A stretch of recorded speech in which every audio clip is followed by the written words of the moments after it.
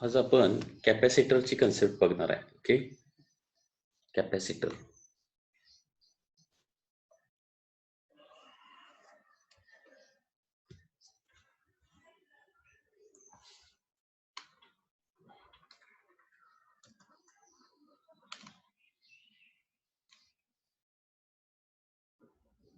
Capacitor. आता कॅपॅसिटरची concept बघण्यासाठी आपल्याला कॅपॅसिटी म्हणजे काय ते बघावं लागेल अगोदर. कॅपॅसिटी म्हणजे काय, तर it is the ability of conductor to hold the charge, that is called as capacity. म्हणजे एक डेफिनेशन याची अशी आहे, ability of the conductor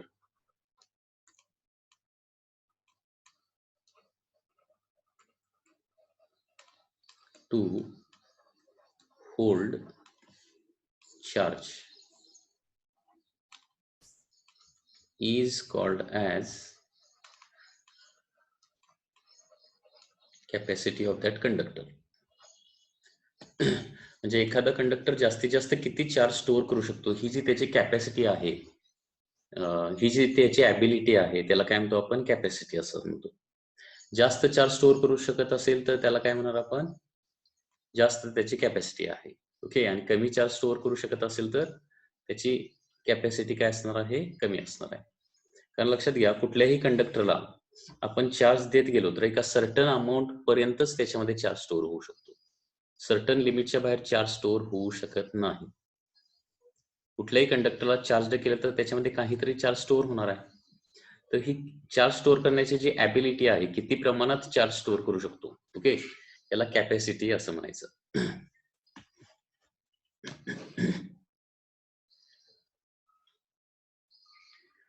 कॅपॅसिटीची mathematical definition अशी येणार आहे. मॅथमॅटिकल डेफिनेशन या पद्धतीने आहे.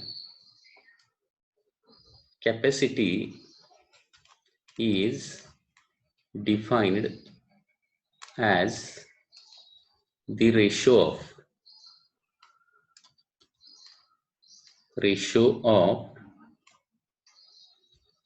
charge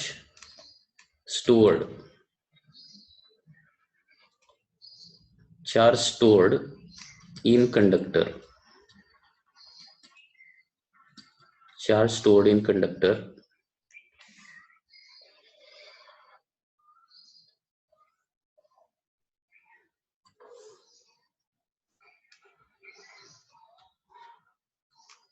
ratio of charge stored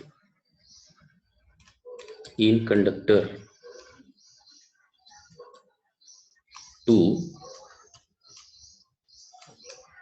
its electric potential,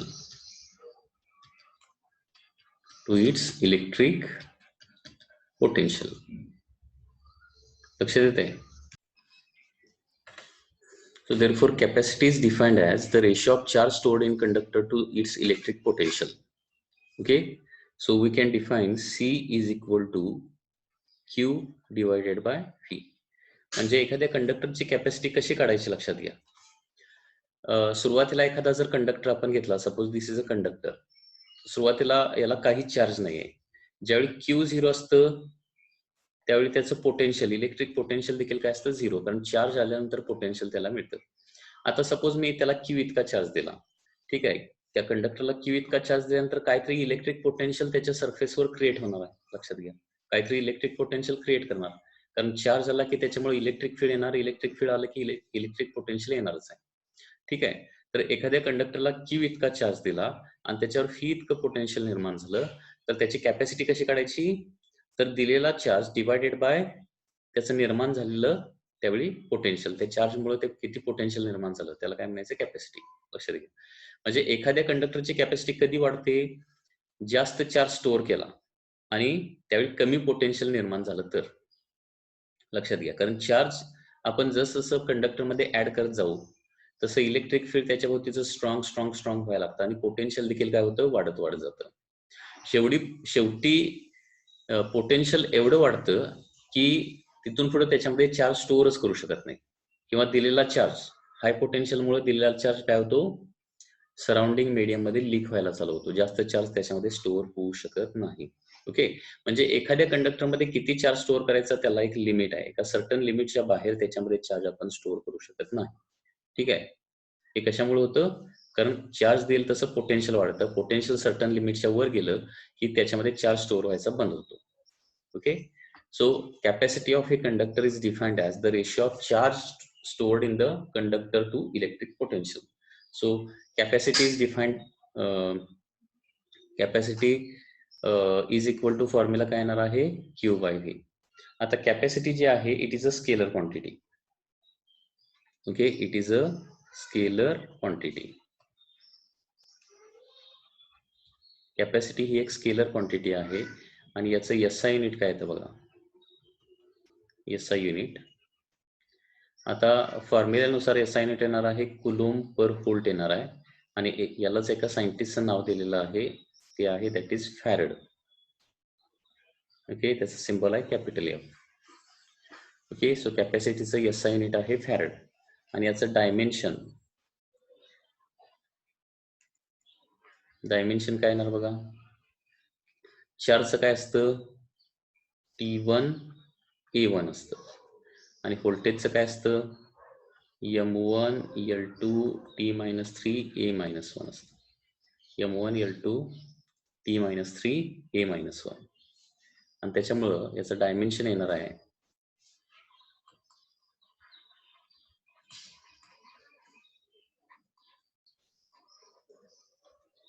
M1 M-1 L-2 T-4 A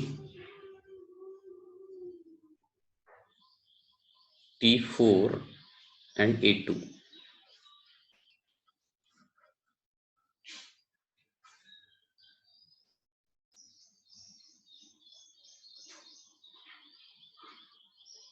T4 A2, this is the dimension.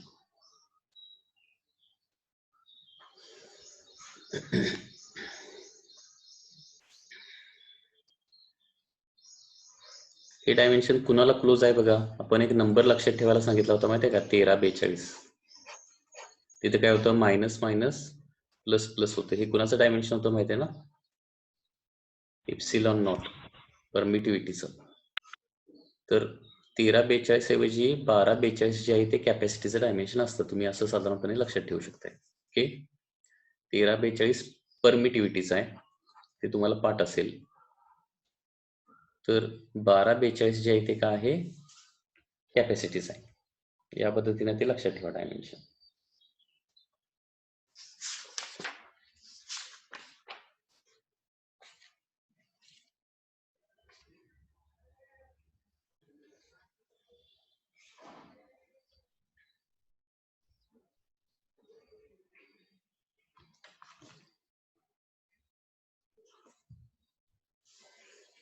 Okay, आता कॅपॅसिटीचा आपण फॉर्म्युला काय बघितला बघा, C is equal to Q by V. आता हे फॉर्म्युले तुम्हाला पाठ करायला लागतील कारण रिपीटेडली आपल्याला पुढे हे फॉर्म्युले विचारायचे आहेत. C is equal to Q by V और Q इज इक्वल टू काय येणार आहे? CV.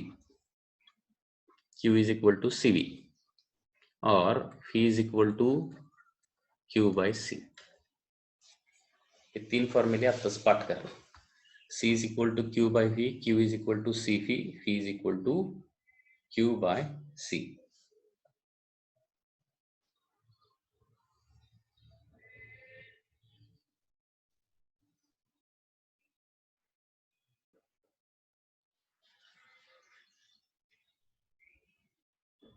C is equal to Q by V, Q is equal to CV और V is equal to Q by C.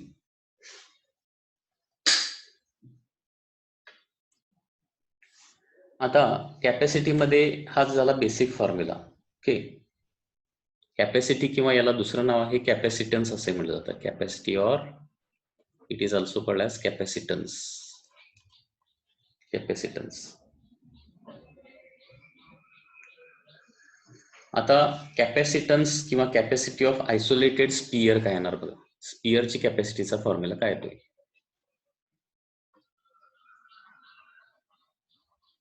Capacity of a charge capacity of a sphere. स्पियरच्या कॅपॅसिटीचा फॉर्म्युला कसा येतोय लक्षात घ्या. C is equal to Q by V हा general formula झाला. एखादा स्पियर असेल तर त्या स्पियरच्या कॅपॅसिटीचा फॉर्म्युला काय येणार आहे. म्हणजे suppose this is a sphere, याला चार्ज दिलेला आहे क्यू आणि याची रेडियस आहे कॅपिटल आर. ठीक आहे, क्यू इतका चार्ज दिला आणि याची रेडियस आहे कॅपिटल आर. आता आपल्याला माहित आहे की एखाद्या स्पियरला क्यू चार्ज दिला तर त्याच्या सरफेसला पोटेन्शियल किती निर्माण होतं. पोटेन्शियलचा फॉर्म्युला आहे 1/4πε0 q divided by radius q by r. This is the formula for electric potential. So therefore आता C म्हणजे काय असतं, that is q by v असतं. Okay, q by v. So q as it is आणि फीचा formula आपला काय आला 1/4πε0 q by r आलं आणि त्याच्यामुळे q q गेट कॅन्सल आणि कॅपॅसिटीचा फॉर्म्युला काय येणार आहे 1/4 नाही डायरेक्टली 1/4πε0 r जे आहे ते न्यूमरेटरला जाणार डायरेक्टली. ठीक आहे, 4πε0 into capital R. Okay, so capacity of a sphere or capacitance of a sphere is given by formula 4πε0 into R. म्हणजे कॅपॅसिटी कशावर डिपेंड असते बघा, दिलेल्या चार्जवर कॅपॅसिटी डिपेंड नसते किंवा त्याच्या व्होल्टेजवर कॅपॅसिटी डिपेंड नसते. कॅपॅसिटी कशावर डिपेंड असते, त्याच्या रेडियसवर, त्याच्या साईजवर डिपेंड असते आणि मीडियमवर, सराउंडिंग मीडियम काय आहे त्याच्यावर देखील डिपेंड असते. ओके, सो या फॉर्म्युल्यावरून काय लक्षात येतं, capacity depends on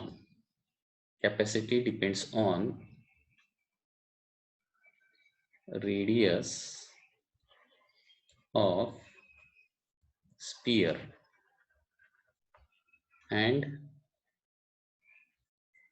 surrounding medium. Okay, charge वर कॅपॅसिटी डिपेंड असते का, तर याचा आन्सर येणार आहे नसते. Capacity does not depend on the charge. हा जो पार्ट आहे तो खूप महत्वाचा पार्ट आहे, लक्षात घ्या. आता आपण फॉर्म्युले याच्यामध्ये काय बघितले, जनरल फॉर्म्युले C is equal to Q by V, Q is equal to C V और V is equal to Q by C. आणि कॅपॅसिटी किंवा कॅपॅसिटन्स ऑफ ए स्पियर, स्पियरच्या कॅपॅसिटन्स किंवा कॅपॅसिटीचा फॉर्म्युला काय तो 4πε0 r. म्हणजे स्पियरची कॅपॅसिटी एक स्पियर जर असेल तर त्याची कॅपॅसिटी कशावर डिपेंड असते, फक्त त्याच्या रेडियसवर डिपेंड असते. म्हणजे रेडियस वाढत जाईल तसं त्याची कॅपॅसिटी काय होते, वाढत वाढत वाढत जाते.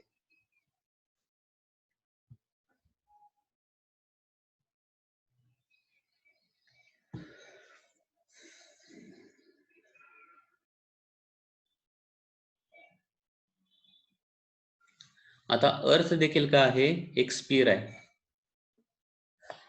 अर्थ देखील एक स्पियर आहे, लक्षात घ्या.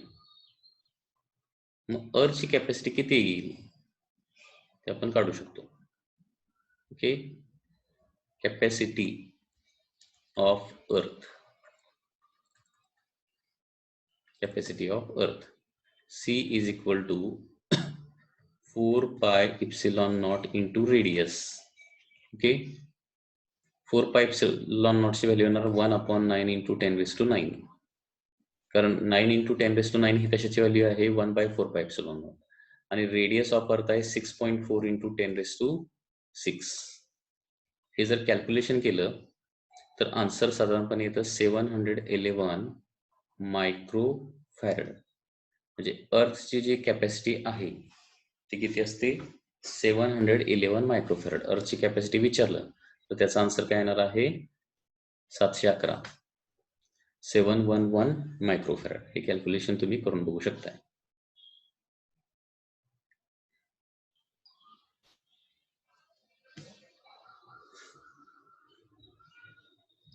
ओके. आता आपण कॅपॅसिटी किंवा कॅपॅसिटन्स बघितलं. आता कंडेन्सर किंवा कॅपॅसिटर म्हणजे काय बघूया. ओके, फर्स्ट आपण कॅपॅसिटीची कन्सेप्ट बघितली. कॅपॅसिटी. आता कंडेन्सर किंवा त्यालाच काय म्हटलं जातं, कॅपॅसिटर म्हणजे काय बघूया.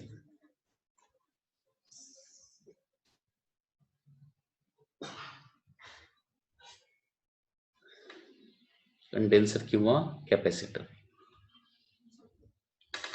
आता लक्ष द्या, एक सिंगल कंडक्टर जर असेल, if there is a single conductor,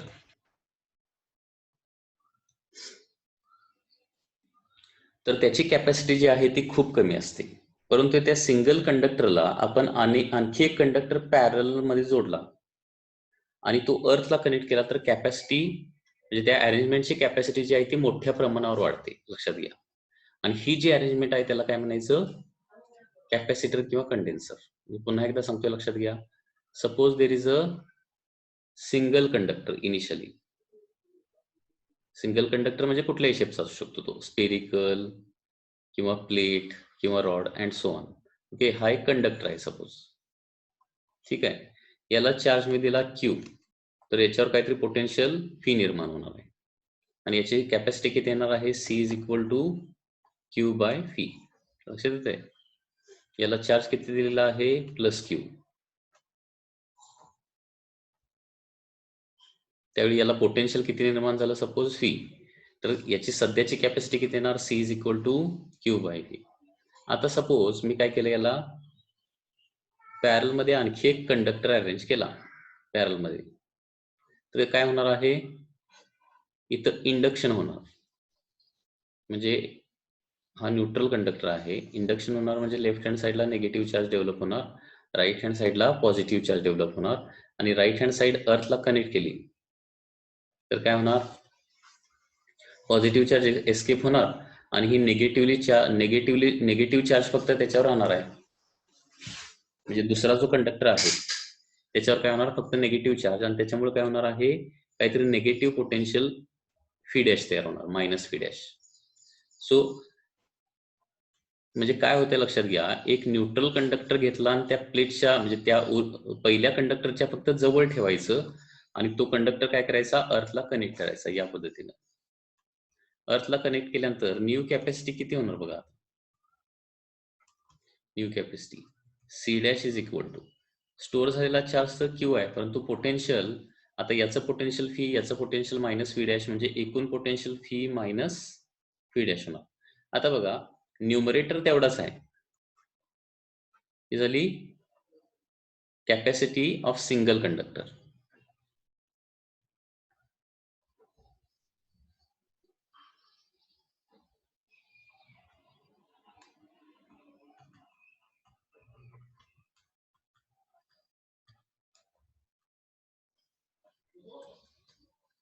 capacity of single conductor C is equal to Q by V झालं.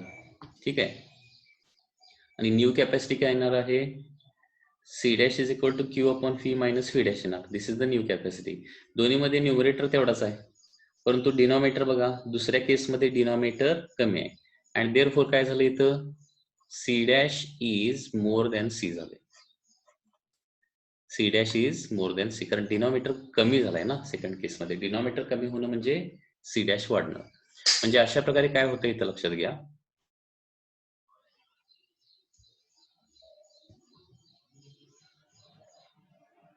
capacity increases.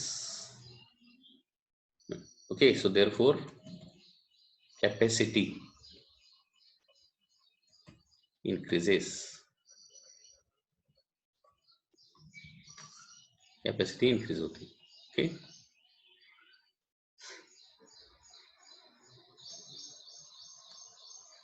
तर ही जी अरेंजमेंट आहे, दोन कंडक्टरची जी अरेंजमेंट आहे, याला काय म्हणायचं, कंडेन्सर किंवा कॅपॅसिटर असं म्हणायचं. काय सांगितलं, लक्षात आलं. ही जी अरेंजमेंट आहे त्याला कंडेन्सर किंवा कॅपॅसिटर. आणि त्याच्यामुळे कॅपॅसिटर किंवा कंडेन्सरची डेफिनेशन काय येणार, लक्षात घ्या. डेफिनेशन ऑर कॅपॅसिटर और condenser.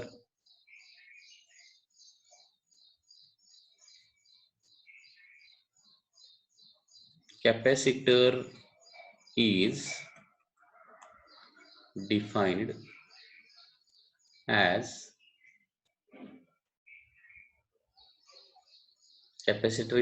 as the arrangement of two parallel conductors. म्हणजे कॅपॅसिटर म्हटलं की काय येणार आहे, दोन कंडक्टर येणारच आहे, लक्षात घ्या. Capacitor is defined as arrangement of two parallel conductors. Okay,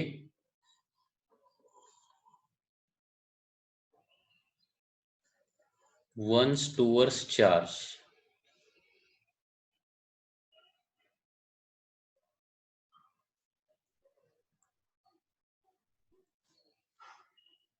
while other is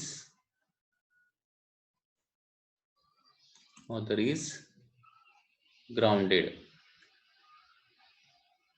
so that it increases capacity without increasing potential.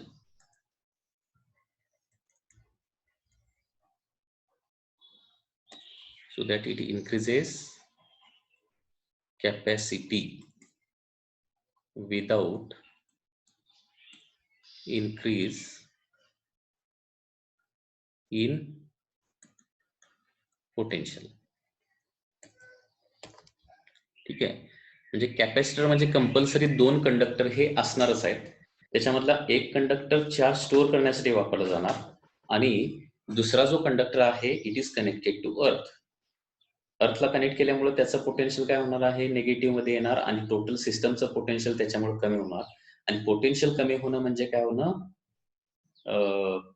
Capacity वाढणं. म्हणजे अशा प्रकारे कंडेन्सरची कॅपॅसिटी जी आहे ती सिंगल कंडक्टर पेक्षा कंडेन्सर किंवा कॅपॅसिटरची कॅपॅसिटी नेहमी काय असते, जास्त असते. एवढ्या पार्टवर कुणाला काय डाऊट असले तर जरा विचारा.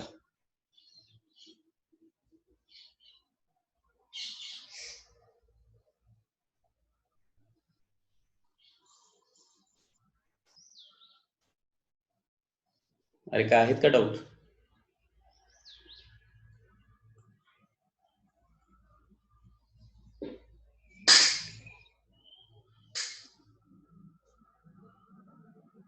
सगळे झोपलेत वाटतं. हॅलो सर, हा, कॅपॅसिटर रिपीट करा की.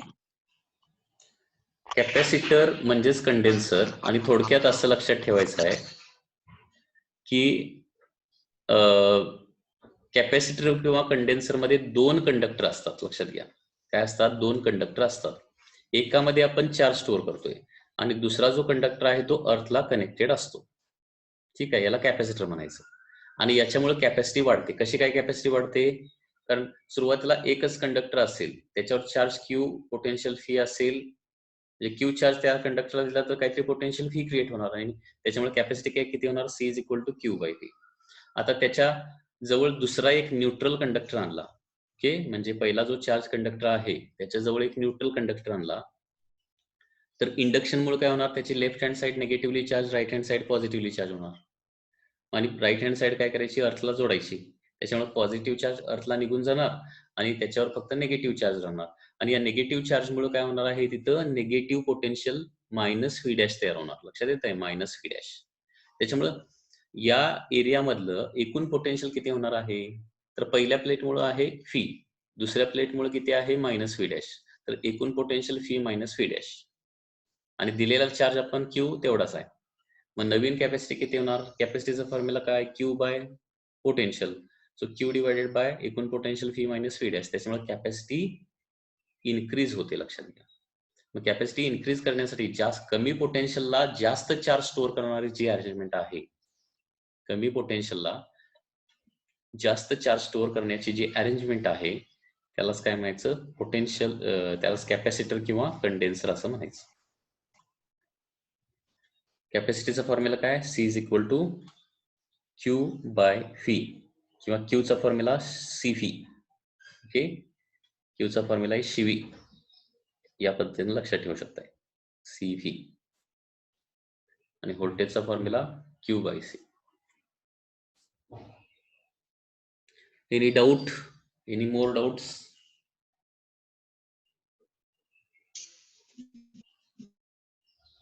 No, sir.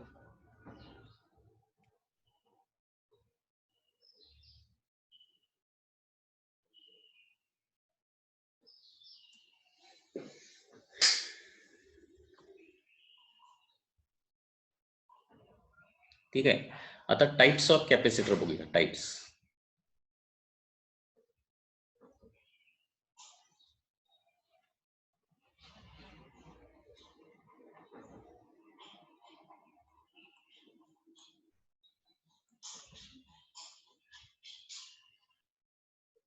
Types of capacitor.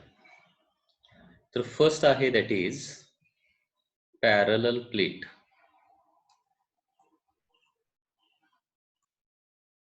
Capacitor.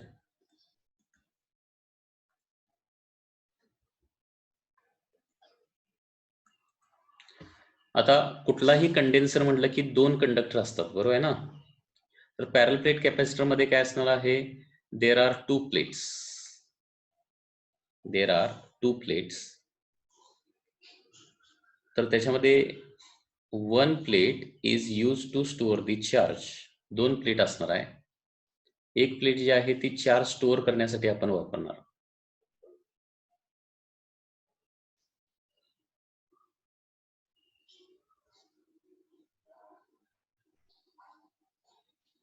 पॅरल प्लेट कॅपॅसिटर मध्ये फक्त दोनच प्लेट असतात. दोन प्लेट पेक्षा जास्त प्लेट असूच शकत नाहीत. ओके, कारण कंडेन्सर किंवा कॅपॅसिटर म्हटलं तर दोनच कंडक्टर पाहिजेत एकूण. ठीक आहे. आणि नंबर ऑफ प्लेट आल्या तर मग नंबर ऑफ कॅपॅसिटर्स तिथे तयार होणार. एक कॅपॅसिटर तयार होणार नाही. म्हणजे दोन प्लेटच्या दरम्यान एकच कॅपॅसिटर तयार होतो, लक्षात घ्या. ठीक आहे.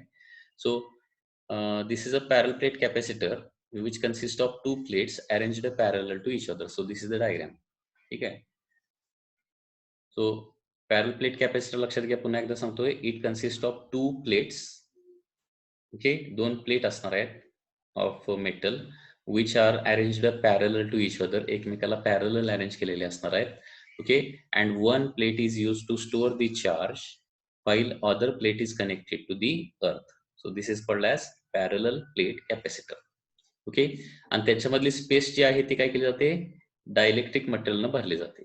Space between two plate is filled with dielectric material. कारण त्या दोन कंडक्टरच्या मध्ये मीडियम काय आहे त्याच्यावर देखील कॅपॅसिटी डिपेंड असते. ओके, व्हॅक्यूम असेल तर थोडी कमी कॅपॅसिटी असते आणि मीडियम मध्ये टाकल्यानंतर कॅपॅसिटी काय होते, वाढते. त्याचा इफेक्ट आपण पुढे बघणार आहे. सेकंड टाइप आहे that is spherical capacitor. Spherical capacitor.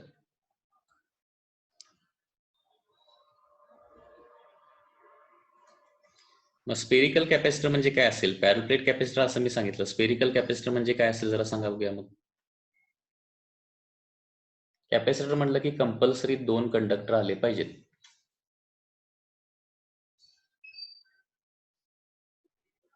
Spherical capacitor म्हणजे काय, अरे बोला की कोणतरी काय.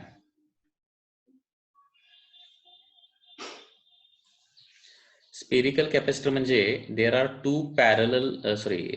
To concentric spheres. या पद्धतीने दोन कॉन्सेंट्रिक स्पियर असणार आहेत आणि या दोन कॉन्सेंट्रिक स्पियर मध्ये आतला स्पियर जो आहे त्याच्या तो चार्ज स्टोअर करण्यासाठी वापरला जातो अँड बाहेरचा जो स्पियर आहे that is connected to earth. This is called a spherical capacitor and space between the two sphere is filled with dielectric material. Vacuum ठेवलं तरी चालेल, परंतु व्हॅक्यूम पेक्षा डायइलेक्ट्रिक मटेरियल भरल्यानंतर काय होतं, कॅपॅसिटी वाढते. Okay, so spherical capacitor has two concentric spheres. Okay, inside sphere is used to store the charge and outside sphere is connected to the earth and space between the two spheres is filled with dielectric material. So this is the spherical capacitor. Third असणार आहे that is cylindrical capacitor. जे एकूण तीनच type आहेत कॅपॅसिटरचे. Cylindrical capacitor. Cylindrical capacitor मध्ये काय असतं, there are two coaxial cylinders like this. There are 2 coaxial cylinder. So this is म्हणजे आतमध्ये आहे तो पहिला आणि हा दुसरा. There are 2 coaxial cylinders. Once again, inside cylinder is used to store charge, whereas outside cylinder जे आहे that is connected to the earth. And once again, space between two cylinders is filled with dielectric material. Okay, so in this way capacitor चे एकूण 3 type आहेत. Parallel plate capacitor, spherical capacitor and cylindrical capacitor. पॅरल plate capacitor मध्ये 2 plate असतात, spherical capacitor मध्ये 2 Spears असतात आणि cylindrical capacitor मध्ये 2 सिलेंडर्स असतात. ओके, आणि त्या 2 कंडक्टर मधला एक कंडक्टर चार्ज स्टोअर करण्यासाठी वापरायचा, जनरली इनसाइड, आणि आउटसाइड जो आहे तो काय करायचा, अर्थला कनेक्ट केलेला असतो.